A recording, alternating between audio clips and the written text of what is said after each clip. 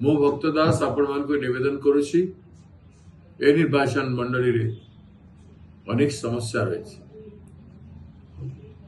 स्वाधीनता पर अलगा जिला हला परे विभिन्न प्रकार विकासमूलक काम निश्चित भाव में होती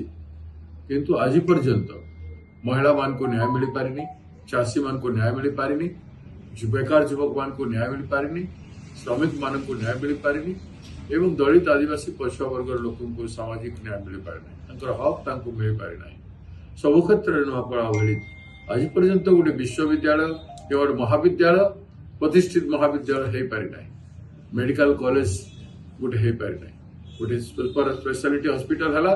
किंतु सेठी कौन प्रकार ट्रीटमेंट हमार सुजोग रहा ना आज किसी बिल्डिंग है आम नुआपड़ा को अलग जिला करिबारे अनेक लड़ाई अतीत लड़ी आसु एवं नुआपड़ा को विकास करिबारे अनेक संग्राम करी नुआपड़ार विकास आज पर्यंत एतिक आसी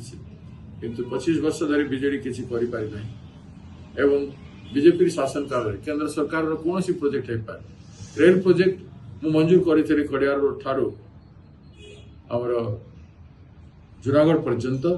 किंतु से रेलवे लाइन आज पर्यंत मंजूरी हो पारानी सर्वे हो सारी एभली अवस्था पड़ी रही नुआपड़ा को बहुत विकास कर अच्छे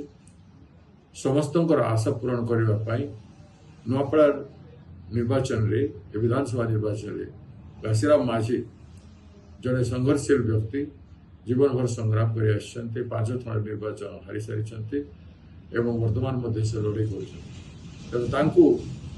न्याय देवाई मुझे समस्त को हाथ जोड़ी निवेदन करुच्ची हाथ चिन्ह घासीराम माझी को भोट दिंतु